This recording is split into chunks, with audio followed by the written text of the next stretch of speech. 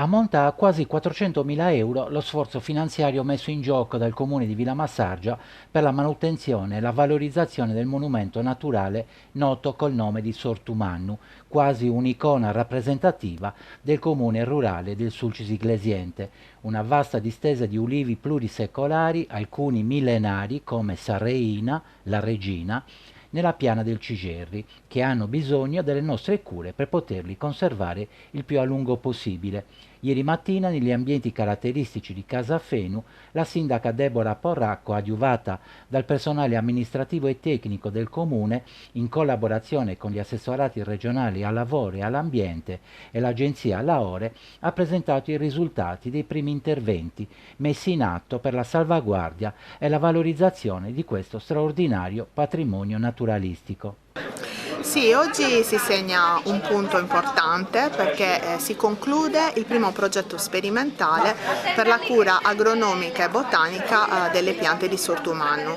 Finora si è cercato di valorizzarlo sia dal punto di vista turistico sia dal punto di vista culturale, ma mai ci si era presi cura effettivamente dello stato di salute delle piante. Ci siamo resi conto che anche a causa del cambiamento climatico le piante necessitano sempre più di attenzione. Sono come degli anziani e quindi come ci si comporta con dei centenari, con delle persone con un'età avanzata, analogamente con le piante plurisecolari dobbiamo avere delle cure particolari. Per questo, in collaborazione con l'assessorato all'ambiente, l'assessorato al lavoro e Laore, abbiamo creato un modello di gestione di uliveto monumentale. Tra i progetti in corso la costruzione di una filiera secolare, il marchio Deco, il coinvolgimento di scuole e università, la valorizzazione del paesaggio olivicolo come paesaggio rurale storico e la costituzione di una fondazione, ma non solo. Grazie appunto alla collaborazione con la Regione abbiamo potuto investire 221.000 euro in questo cantiere per impiegare 14 persone con varie qualifiche, varie figure, dagli amministrativi fino agli operatori per la potatura.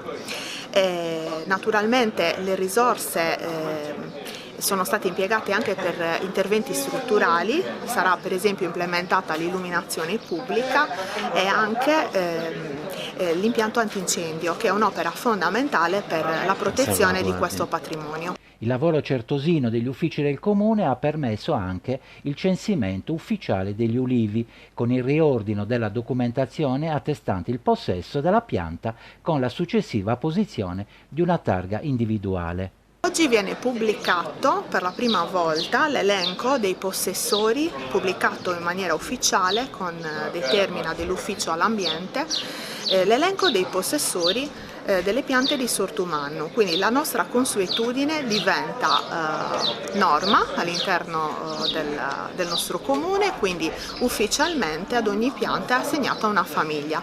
Naturalmente l'elenco è provvisorio, quindi resterà in pubblicazione circa 40 giorni, tempo all'interno del quale si potrà fare delle osservazioni, dopodiché sarà pubblicato l'elenco definitivo. Un esempio di salvaguardia ambientale per il futuro del pianeta e per le prossime generazioni, gli auspici della prima cittadina di Villamassargia. Io spero che questo progetto possa trovare le risorse per continuare. Lo scenario che noi avevamo circa 3 anni fa, quando abbiamo iniziato il progetto, era quello di un'aspettativa di vita di soli 50 anni per Sortumannu, dovuta in parte al cambiamento climatico, in parte all'abbandono. Ecco, l'oliveto non è più abbandonato, quindi abbiamo sicuramente dato un contributo a prolungare la sua vita, che finora è arrivata fin qua dopo secoli, e dobbiamo fare di tutto affinché prosegua per altri secoli.